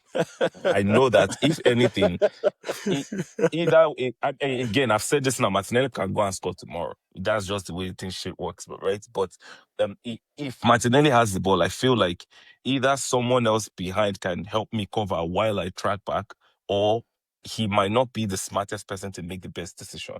But Saka, you already know, even if he's not going to come walk out, the the the credit he has in the bank will want to make you go back because this guy has done it before, right? That's why I feel Arteta as a whole should be a little bit more pragmatic.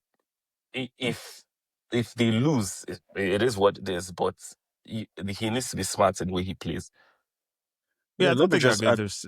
Okay, go ahead, Samko. Go Yeah, ahead. sorry, just wanted to add to what Francis said because I listened to what Maestro said, and just like Francis said, that it was going to be like a lose-lose situation. He literally said the same thing I was going to say. Like, regardless of what that results comes out to be on Sunday, the pressure doesn't change. It's still going to be the same. The narratives are going to be the same. If Arsenal win, Arsenal draw, Arsenal lose, it's literally going to be the same. And like Francis Afemi has said, like going into this game, I think they have to be smart. Don't get carried away by what people are saying or what the media is saying and thinking, oh, you have to go on the Etihad, go all out attacking, and then you lose the game in the scrum for within the space of 3-5 minutes, and then you're gone. Like you have to be smart about it, right? In the Premier League, I think this game is going to be a little bit different in comparison to what we saw at the Carabao Cup final because I think the personnels are going to be different. How we're going to play is going to be different, and how they are going to also approach the game is going to be different. After the Carabao Cup final, I remember I said I was already looking to the City game because I know both managers are going to switch things up. I want to try to do something different, right? We happen to be in a situation or a position where we already have some points to give us a little bit of cushion. Again, this is not a game we have to win. A lot of people are going to come out and say, yes, go there, get the win. That's how you win the title and everything. Yes, I agree. The title doesn't get handed to you. You have to go grab it. But this is not a game you have to go win. You go there, you try to go win the game and get all excited and you lose the game. You're back to square one. You're back to 3 points with them in a game in hand. So you go there. It's for me, I think it's all about taking your opportunities and taking your chances. But they have to be very and extremely disciplined. Man City have played Arsenal, Liverpool, Chelsea, I think, in their last 3 games, and they've not even conceded a goal. So that's a team that is in great, I'll say great fashion, good spirits, and their confidence is pretty much high, right? They are the one who are chasing to win this league. They are the one who are chasing to catch up the points on what we have on them. So I think we just have to be smart about it. If you get the opportunity to win the game, go for it and win the game. But for me, the number one thing, do not lose that game. That's how I say it. Yeah. But yeah, I was going to agree on the pressure side. I think pressure at this point is actually privilege. I don't think it's like, one or the other. You can feel the pressure, and it is there, and it's going to be there from now to the end of the season just because of the weight of the expectations of what we're trying to accomplish. But I don't think it also changes how you approach the game because pressure was there before Bournemouth. Pressure is going to be there, the next game against whoever it is we play right after.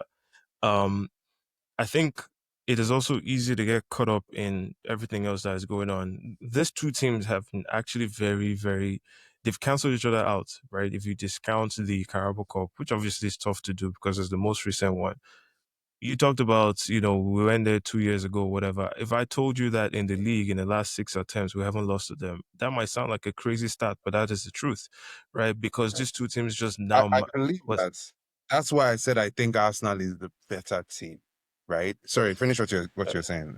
I cut you yeah, off. and so all of that is indicative of the fact that both of these two teams they know what to expect. I know Guardiola knows what to likely expect from Arteta, and Arteta probably knows some of the things he wants to tweak that were different from the Carabao Cup.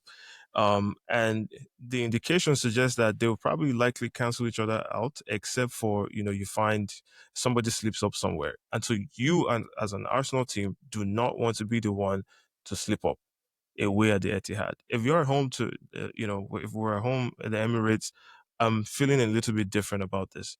But if you're going away to Etihad and you know that they're the ones chasing you down, it kind of reminds me of the Chelsea game, the second leg that everybody complained about in the Mm. Carabao Cup. that was my most exciting game so far this season because I'm like, I texted you, right? I was like, I don't have to do anything. If you want to, we've already beat you 3-2 the first leg. So if you want to go through, you are going to have to come and play. And if you don't want to play, we can do this 0-0, stare at each other till it's 90 minutes and get it over and done with. Like, that's just the way the game goes. And so it's a similar thing here where, I don't have to come and beat you. If you want to kind of close a gap, you're going to have to do something about it. And then we'll see where that takes us. So I want more intelligence, right? I agree with Francis. You have to play well. And playing well means managing the occasion, Managing the managing game, your controlling emotion. the game. Yeah, that's Yeah. kind of what I want to see. And if you're able to counter punch or get a win, get a goal on whatever way, sure, take that and get out of there. Everybody All right. wants free flowing attacking football till your team is in the middle of it. No, I don't. It's not just flowing attacking football. I think it's just asserting your will, right? I don't think we can talk about this in isolation. Like, this season is not the only time this has happened. There are lots of players in that locker room that are trying to exercise demons that have happened over the last 2 years, right? And that's where I think about it as, this pragmatic. I don't think Arsenal's problem at this point is just down to injuries, or I think it is a reflection of almost anxiety. Let's keep it safe. And while it was working, I think it was great. But even when it was working, I think people had already started saying, this team is better than this. Like we can do a little bit more. And so now that you've even gotten into the point where the results are no longer, and I know again, form for Premier League is different, but just the last 5 games, the results haven't always been the best for you guys, or haven't always been like it was earlier in the season. It feels to me like some of these players are going to remember this time last year, remember this time 2 years ago, and yeah, human. There's no way that it's not going to play into your psyche. And so for me, it's like, do you want to do the same thing you did last year, where you, again, I guess last year wasn't even the year, Yeah, but if you maybe. look at all 3 years, none of them were even identical. Yes, so that's where I look at it, and I think if you do the same thing and you lose, I don't think all the results are equal, right? Like, I think if you play, again, not just attacking, like if Arsenal plays well and loses, I don't think it's this, even though the results is the same, I don't think it's the same as playing pragmatically and losing. I think that pragmatic loss is way more deflating for the fans, for the players, than a good performance and to me, good performance is not gung-ho attacking, but creating, Just playing well. taking the risk. That's Yeah. I guess the way I'm thinking about it. Yeah. What are you guys predicting score-wise, though? Maybe Samko. And if you want to go first. I think this game is going to be very tight. So if I was predicting, I would go 1-0 Arsenal.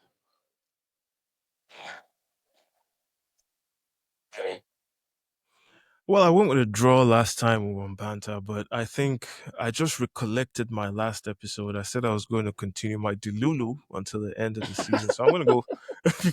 I'm going to go 3-1 Arsenal away at Etihad. I thought it was going to be a draw, actually. Yeah, that Yeah. was my initial prediction. My most rational prediction is a draw, but I'm going to be a fan today. I'm going to go with my Delulu. I'm going with 3-1 Arsenal at the Etihad. I'm not sure. What do you think? I'm going to go 3-1 City. 2 or 3-1. I have to think about that. But yeah, I'm going to slightly favor City. One question for you guys. Francis, before you give your own, would you start a striker in this game?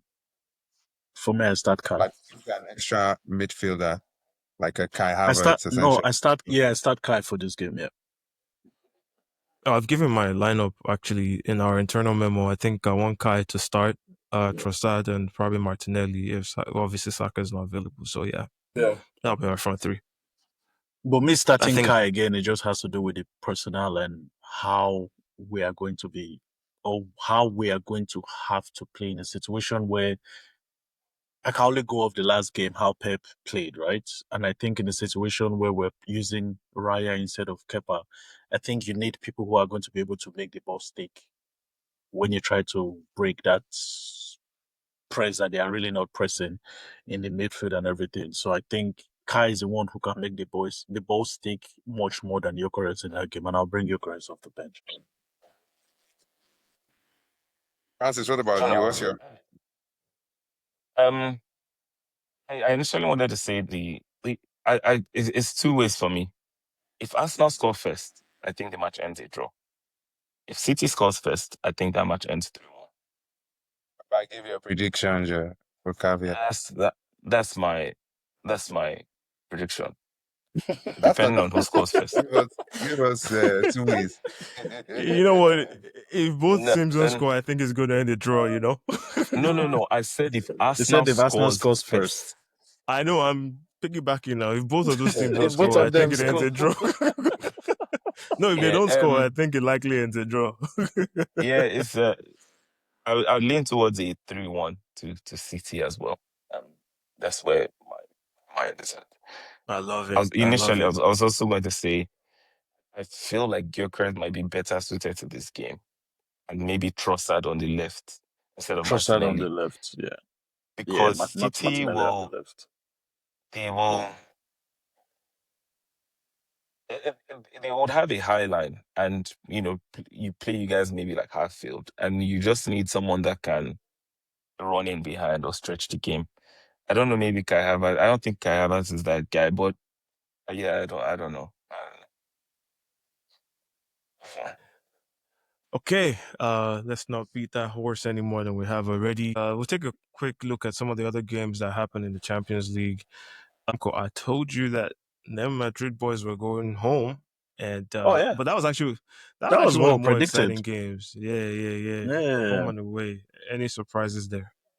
Actually, no surprises for you, but for no, Maestro and yeah, not for Francis, me. were you guys surprised in the manner in which Madrid went out? I was very surprised, to be honest. I was surprised that Madrid played as well as they did. I don't rate Madrid, to be honest. I know you guys know my thoughts on Who Vinny. rates Madrid these days? Not I think me. people, like in banter, I remember I was saying, like, who are the stars? And Yeah. people thought I was just trying to, like, there are no stars. There's no Olise on this Madrid team. I don't look at any players. Even Sorry, Mbappe. yeah, I was going to say, let me take Mbappe out of it. But I feel like even when I hear people have these conversations about, oh, Mbappe and Vini, one of them has to go. It's like, what other team can Vini go to and be a star? Like, please tell me, like, where? Like, if Vini comes to Premier League, if Vini comes to Arsenal, is he a star? He's a he's not a problem. Problem is too far. But I think he's been enabled in Madrid. I don't think the talent level. I don't think there's a difference between Vini and Being Rodrigo, for example. enabled? What do Yeah, you I mean think by he's being been. enabled? No. I don't think. I think for the talent that he has been given the longest rope of any player that I've ever seen. People make him sound like a star player. I don't look at him as a star player. I think he's a Rashford. I said this to you. He's a Rashford with better PR. 100%. Nasty Yeah, word. like if you guys can tell me what part of Vinny's game This you guy's think is a favorite Rashford. I'm willing to, yeah. Like I think and think about it. Like if Rashford was in Madrid, would Rashford's number be like again? The thing you Let me have to ask you a Wow. remember with question. Rashford, Let me ask you a question. So, how many Champions Leagues has Vini won with Madrid? Two or so, right? maybe I think, Is it four? yeah. I think it's 4. Who Let me check. who were like one of the most influential players in Madrid when he won the Champions League? You talk Benzema. about Benzema. Me, I talk about Benzema. I talk about Yes. Modric. I talk about Cruz. I don't think it's a mistake that they have struggled to replicate that winning formula since those guys left. Madrid haven't won La Liga in 3 years. I know, Bellingham hasn't I know, won but I'm anything. saying, I'm saying, even Two last, Champions Leagues. he has won 2, right? So And I Yeah. think Yeah. even the one where Benzema was the main guy, Vinicius was extremely influential in that Champions League run. And I even remember Yeah. the game Yeah, against Larry, I Manchester think City. you're minimizing Okay, Vinicius but here. hold on, hold on. Yeah, that's when you say, like, I don't disagree with everything that you said, but that word enabled, I feel like that's a stretch because Yeah, it I thought feels he, like to me, He Vinicius was earned on it. let 3 me or 4. explain. Let me explain where enabled comes from, right? If we talk about um, if these conversations that are happening about, oh, you have to pick one between Mbappe and Vini are happening, those are not conversations that should ever happen. Like Mbappe has won the Champions League. No, but we Yes. know why it's So happening now, Maestro. that's my point. That's the enablement. Like you can never put Vini and Mbappe in the same conversation. They are not in the same stratosphere as players. Mbappe no. dominates I in don't. I any don't. I given don't think. competition. No. I don't think that's a conversation. I think there What's the conversation? there's a good player, and then is a good player good in a team. Yes. That's not what I'm saying. And I'll give you an example, right? And Angel Di Maria, is he a good player? Yeah, of course now. Was he a good player? Was he a good Yeah. player at Manchester United? Mbappe has 40 goals this Wait, season. I'm going somewhere with this. Wait now. Antonio Tell me how many Valencia goals Vini and has this season. wait first now, El Maestro. Antonio Valencia and Angel Di Maria, who was a better player for Manchester United? Valencia. Valencia. Why?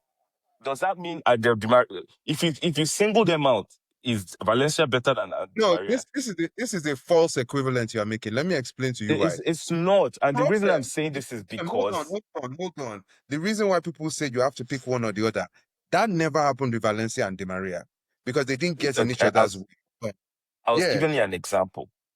you can't just say who is the better player for the team. The problem is both of them playing at the same time. It is not the fact that Mbappe joined the team. It is that when you have two people like that playing together, that is the problem. That is why people are saying you have to pick one or the Yes. other, right? So Yeah. for me, it's not about the quality of the player. It is that you cannot have two people that are almost like, this would be a strong word, but like almost like, they don't offer anything in like a defensive sense. I know that's strong, but you get what I mean? Like, No, but that I is what it understand what you're is. saying, but sorry for me. But then there's some basis behind the statement, though. Yes. When each player has played alone, they performed better. And in the past few years or whatnot, when Vinicius has played alone without Mbappe, you have seen him perform and no, led but that was Madrid. a different team. That team, again, to me, It doesn't matter. I think that's why it people are matters. picking It matters. Vinicius. Huh? I think that's why people are leaning towards Vinicius So staying let because me they've ask you a question. seen. Is there anybody on this call that if they gave you the option of picking one of those players for your team, is picking Vinicius? That again, it goes back to what I said. You're a good player does not mean you're a good player for this team. I'm picking Mbappe because I think again, to me, that's a cop out. If Mbappe is scoring like 15 goals, I can listen to you. Mbappe has scored 40 goals. How many goals has Vini scored? I don't I know think you're that. misunderstanding me. But maybe Femi, I I've been talking. understand you You go. No, perfectly. I get what I you're understand you saying because I'm the if I champion have of scored this. 40 goals, if I scored 40 goals and you have barely scored 10, we're not in the same league. Nobody can be No, talking it's to the me and no, saying, oh, I'm a good use player, but Cristiano I'm as not an you, use in. Cristiano Ronaldo as an example. He was scoring goals, but I remember you saying he was not good for the team because he was not doing what the coach wanted him to do. You It's remember funny you say saying that that? because that's the name that came to my mind. Actually, it's funny you actually brought that up. I was going to But bring that again, up. that is not okay. So are we saying that Vini is doing what the coach is asking him to do? No, that's not what I'm saying. But my What are point you here is saying? that's what I'm trying to No, explain you're to you. invalidating the conversation about Vinio Mbappe, and it's trying to tell you why the conversation is a valid conversation now. Like, Exactly. yeah, you're saying it as if it's not a conversation that anybody should have, but then he's Okay, trying to let me explain ask you, to you why let me they will ask have it to. a different way. Let me ask it a different way, right? Um, Mhm. do you think that this applies to Rodrigo as well? 100%. Oh, yes. Samko would tell you I'm the first person to say It that, does. actually. It It does, but does. because Rodrigo has not been in the picture for such a long For time, so That's why we're long not having time. this conversation. That's why. Alonso has not played him for a long time. Yeah. We are not having the... Plus, Rodrigo's personality is a calm guy. He doesn't make a fuss about anything. About anything, Vini is yeah. a very different personality. If Rodrigo had Vini's personality, you'll be chaos. hearing more about him. Chaos. Because I personally think, talent-wise, Rodrigo is, in my opinion, I think he's better than Yes, Vinicius. it's not your opinion. He is better than Vinicius. I Now, agree but with you guys that. validating the Vini versus Mbappe. To me, that is the construct of we used to win.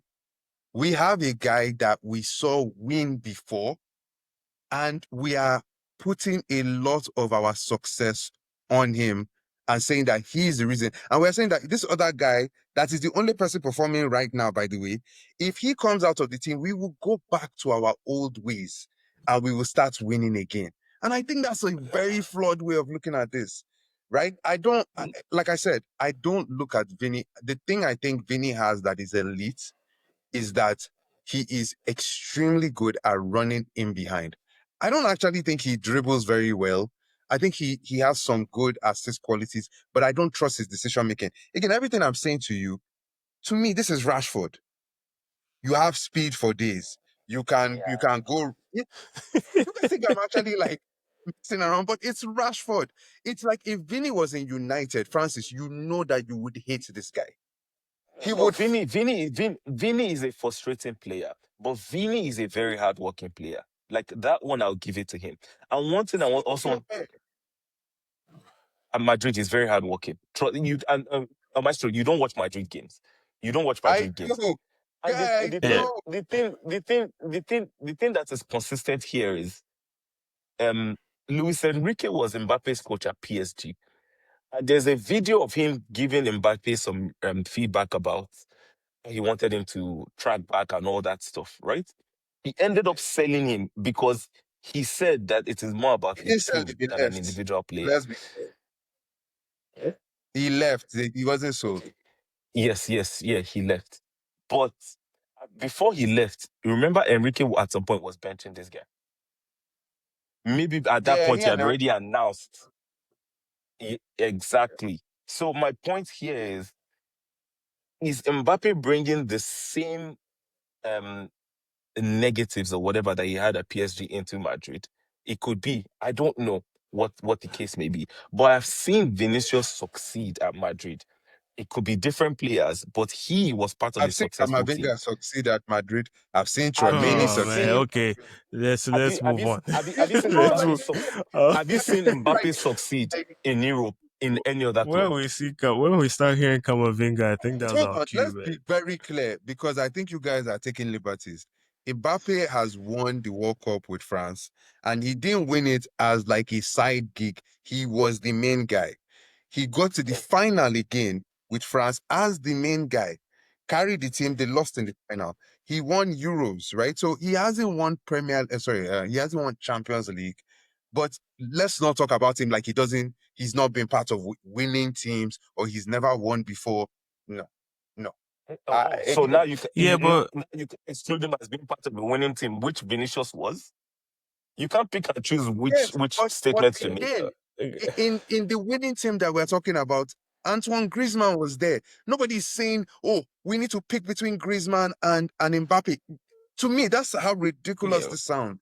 It's no, like okay. I am performing and I am scoring you the goals. It's not like when Mbappe is not in the team is considerably better, and you are saying there's more balance, and you can see. No, it's like when Mbappe doesn't play, they have that young boy, I forget his name now, that comes into the team, and he's actually scored some goals, right? And to me, it's like Vini himself. When I look at his production in this game, at the end of this Champions League game, they were all complaining that, oh, this is a disgrace. This is Vinny, you had a chance to score and win the game. You had more than one chance. Finish. Why are you going to the ref after the game to come and to say that you were cheated? No, you had a chance. You were put in Let's put position. You didn't take those positions. I feel Who like scored goal? once it comes to Vinny, Maestro can get his own section. So let's move on. Again, it to me, the most like the rope that they give him is just like, no, Rodrigo, calm down. You could be on the Oof. bench. Yeah, easily. Yeah, Rodrigo, just calm down. It's okay. Let's go to the other side in Spain, where Atletico and Barcelona actually duked it out in the quarterfinals. And Barcelona actually were on course for what they call was a remontada, Montada. remontada, right? And that was actually another really exciting game. And Atletico just held on long enough to progress. Barcelona Yeah. had another red card in that game, where Highline came and beat them in the what. So Samko, were you surprised by that? I No. thought Atletico were going to go through, so I don't have any thoughts to give. Surprised with the outcome, no. Surprised how the game went, no. Because remember, we also spoke about it. If there's one team that can go or goals blazing from the get-go, it's going to definitely be Barcelona, right? And I think that's what they did. And again, one of those moments where, just like Francis was talking about about the City game, they were just not, lack of better word, should I say, responsible or something. Just a little bit lack of concentration, you get yourself another red card. The same way you lost the first leg is literally the same way you've gone around to lose the second leg again. I mean, they were 2 goal up, and the minute Lookman put in that goal to make it 2-1, at that point, I already knew the tie was done. There was not much for Barcelona to do, and then the red card didn't help as well. So nothing about the game surprised me. Nothing about the outcome surprised me. So yeah, Wait, why do you think it was done at 2-1 with Lukman scoring? They hadn't gotten because the red card by then. yeah, they had not gotten the red card by then because that one goal just gave Diogo more opportunities to just say yes. Now we shut it up. They've given us those warning signs already. We went out, we got that one extra goal. Now let's just shut things up. But the red card just didn't help them at the end. Really? That's an Yeah, interesting take because they actually Throughout scored a that goal game, after that. yeah, they did. yeah, I didn't think it was over till like the very end, to be Yeah, honest with yeah. you. Barcelona was in that game, but because Barcelona Yeah, scored a goal, it was disallowed. yeah, they scored a goal disallowed there. Yeah, yeah. But Francis will give you the word here. What do you think about this high line approach? This is 2 years in a row now where it hasn't worked for Flick and Barcelona, even though they've looked like a really exciting team, in the league. I mean, he seems like he's very adamant that he's not going to change. So, in my opinion, if he's going to continue to stick to that, then he needs to get defenders that can play that kind of game. And for you to do that, you need like defenders that like physically, like they have speed, and obviously with the ball playing abilities as well. Um, and I don't think currently they have that. To be honest, I don't even know who the Barcelona starting centre backs are. Like they have this Yeah, they group always of switch it. Yeah, 6, 7 guys that almost all look the same, but I don't know their names. I don't know if they're getting all of them from La Masia or something. yeah. And they could all be a Garcia for all you know, right? So that's what I think they need to do. As a team, they play very well, regardless of who starts, and then um, taking into consideration that wizard in Lamine Yamal. I think that boy is actually saving this flick system in Yes. in just the way they play, because it could have been extremely worse. 18, I think he's the best right winger in the world right now. There's Olise there who's also in the conversation, but he and his ability to hold the ball, make it stick, take on 2, 3 players, pull defenders apart, I think is saving this Flick system. If Flick did not have this boy, I think in Europe, Barcelona will have been worse than where they are. And I In think his in attackers Spanish too. league, yeah, in Spanish league Yeah. is either them or Madrid, right? So it doesn't really matter. But yeah, I gained a great deal of respect for Yamal, actually. I mean, it is what it is, right? Like, everybody, this talent is undeniable, but that guy has mentality, man. To be able to put that LeBron James thing out and basically imply that he's going to pull a comeback and within 4 minutes scored a goal to get things started. I think he did everything he could in that game. Obviously, if you come short, you end up looking silly. But at 18 to be able to do that, I think he has a very, very bright future in front of him. I think Samko and I think that this World Cup could actually be his thing. You know what I'm saying? Uh, you know, What countries? Oh, Yamal Spain. is who Vinny Spain. thinks he is. Was that? Yamal is who Vinny thinks he is.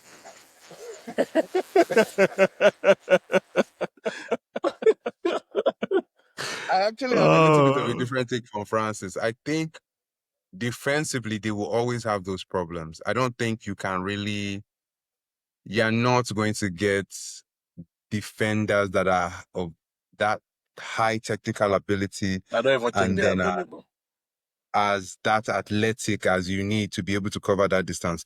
So what I think they actually are missing is the other side to Yamal, right? Because when you look at how much focus goes on that side and you see Vinny on the other side, you're wondering like, bro, if we can get Rafinha here, Rafinha makes a huge difference, right?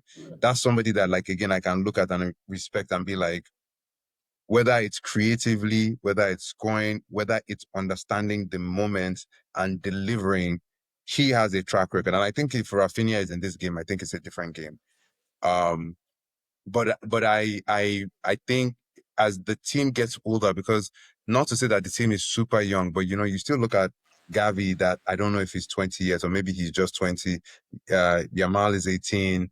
You have I guess Rafinha was out in this game, but in strike, yeah, wondering, are you playing Lewandowski, who's really, has gotten everything out of his body that he can, or are you playing Ferran Torres? Like the drop off in the play is not huge, but the drop off in the quality that you need in these big moments when you are down a goal and you need something, and then obviously they got the red card too, so I think that changes the complex, like the way the game is. So yeah, I think one more formidable attacker, maybe to back Rafinha, who has also gotten injured towards the end of some seasons.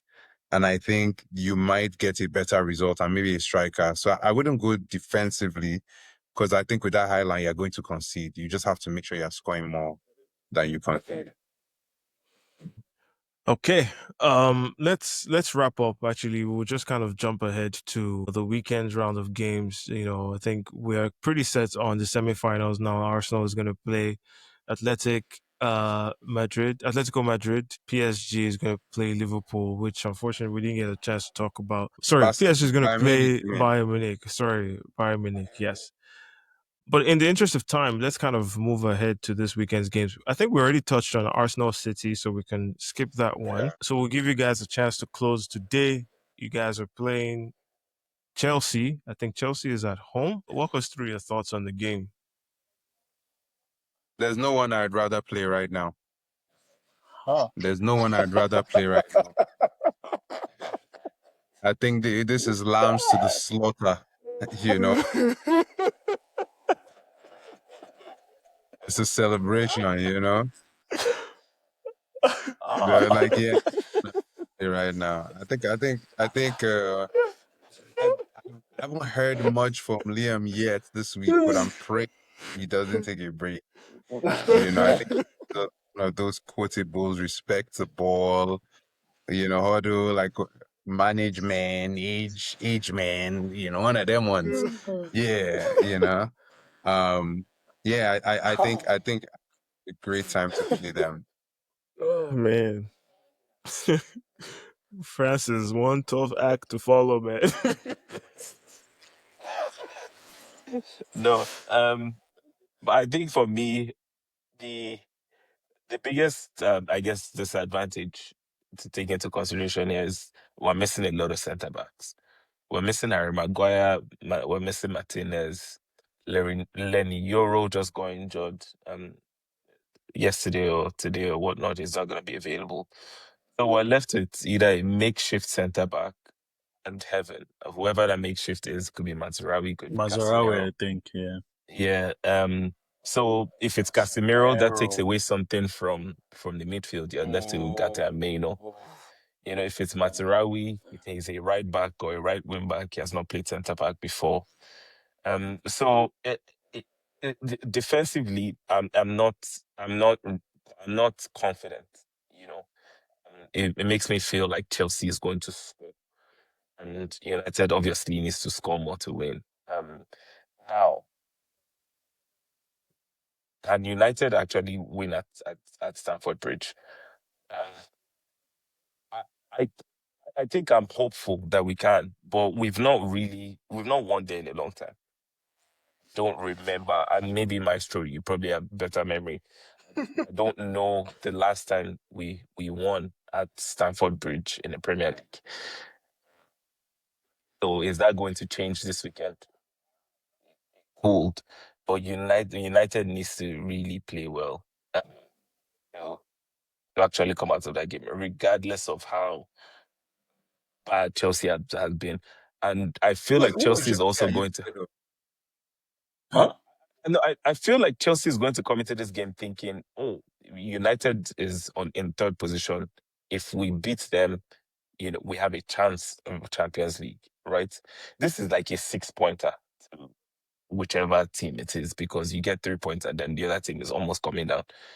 So there's a Chelsea will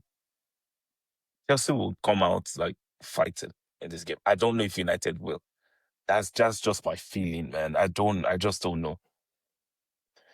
And the form You that can United has been always in. you can always count on Chelsea to self-sabotage. There's nobody in Chelsea I fear, right? There's really nobody. Maybe you can make an argument for João Pedro. Okay, maybe. But he's not really a striker either. So I don't look at this team and think, you know, I think if we even go there, and adopt this Arsenal approach of being pragmatic, I think we'll let them make a mistake. You said they come out fighting. Would it shock anybody here? Let me even predict. Chelsea is going to get a red card. Somebody is going to get it. Yeah, I'm not saying United is In going to. this in this game is to me, I don't think it's even going to be a Pedro a Pedro João what Pedro that game, yeah. yeah, João Pedro. I think it'd be more like a Palmer or a Neto that wins this a game like I'm this. with you. Enzo. Man, come on, Palmer. Ooh, There's a Enzo's big back. person's Enzo. report guy for the season. Set piece from corner, because we don't have any centre back to Height. get the We ball have out. Bruno. Palmer is trying to be Bruno light. We have Bruno. No, I, yeah. I think the threats are on our end. I think Sheshko is going to have a good game. I don't know. This I game don't not think he's going. starting. You can take it to the bank. This game I not don't starting. think. I just said I don't think he's going to start. Calm down. I said I don't You think said you don't think he's going to have a good They game. say we'll have a good game. he's going to have a good game, but I don't think he's going to start. He's going to score when he comes on. Yeah, he's going to score when he comes on. These are gems I'm giving you guys for free, but obviously the tip is here, so we can always replay this after the fact. At least now they can put a face to the name. A face to the fraud. You're welcome. Anytime step into the lounge, you know, as a United equity holder, I struggle to say this, but I don't see how United actually get a win out of this game. I think if they get a draw, that would be a good result. I think this is one where Chelsea buck their trend. They've been very poor in the last, 6 or 7 games. But the way you said Chelsea is a team that you would rather, like, I don't even remember what you said. I got all of us laughing. You said it. I'd rather play no one else. Right. I think Chelsea are probably licking their lips right now saying, this is United kind of wobbling a little bit if you kind of zoom out and look at the last 3 results. And you're coming without, an established centre back pairing or anything like that. I think this could be a turning point game for Chelsea, if you want to call it that. I think you guys would have to be really, really good to go beat them at the bridge. If you're at Old Trafford, maybe I'm feeling differently. But at the bridge, I think it'll be tough. Samko. Yeah, I feel the same way too. I think the centre back situation at Manchester United came at a very wrong game. like you said, there's an amount of time you have a wounded animal on the floor. Eventually, they're going to have to get up, and I think this is going to be the game to get. I don't see United winning this game. I can see a draw, maybe maybe a win for Chelsea, but yeah, I'm sorry. I think Chelsea gets something from this Maestro one. looks like he's about to drop a line. Another one. I see Chelsea getting something. The likes of Enzo are back, and I think they're just going to be very motivated. Like you said, with the top four race in the balance, I think this game is literally going to throw things up in the air again for everybody. Like this will get Chelsea to think back. Give you another even nugget, like another prediction. I think that red You said that nugget. I think that red card, I think it's going to come from Argentina. You know, so this Enzo that you're talking about is the prime fighter in my mind for a candidate, along with Or is it Ghana? Is it Ganacho? Yeah, Garnacho is going to be coming off the bench too. He wants to show and prove. I see one of them. I see that red card coming from Argentina. Lambs to the slaughter, man. You said it's only so long an animal is on the ground. So it's time. It's time. Slaughter the animal on the ground, man. Let it blood. Yeah. You guys are mistaken, but I'm saying. Rapid fire, so we can get out of here very quickly. I'll just go in order, starting from Chief Hater on my co-host. Brighton Spurs results. Brighton. Maestro, what did you say? A good question. Spurs are Spurs are home. Doesn't matter these days, but I think Spurs. Spurs are worse at home. I think Spurs win this game. Just to make things interesting, Abi. Yeah, I think they win. They've lost for so long. That's my logic for Chelsea, so I guess it's go fair. with Spurs as well. Okay, cool. Maestro is going with Spurs. I'm going with Brighton. Scratch that. Yeah, I think I saw one team that were whites going down. I thought it was Spurs, but after I saw what Leeds was saying and running their mouths on social media after they beat us, Leeds are not going down. I think there's a little something for them waiting for them at the end of the season. Nah, so yeah. That 3 points you guys gave them. Yeah, that was big for them. That was big for them. Last one. Merseyside Derby, Everton hosting Liverpool. I'll start with Maestro this time around, actually. I'll go with a 1-1 draw. Okay, Francis. I think Liverpool wins 2-1. I go Everton 2-1. Woo! I'm gonna join Maestro this time around. I think it's gonna be a draw. I like the 1-1 prediction. Yeah, that'll be it for me. All right. I think we covered everything. So Samko, this is your time. So I pass for United Chelsea now. You did it? Nah. Oh, I thought we did. What's that? Oh, what's your prediction? I thought Francis said. Oh, I guess I didn't hear a prediction. My prediction, I think Chelsea are winning. Okay, no, I thought we were going to give scores, like scoreline. Oh, I see. Okay, fine. Let me see. What do I got for Chelsea? I'm gonna go 2-1 Chelsea. Maestro. I'm going to go 3-0 United. Ah. Yeah. Yo. Francis, over to you now.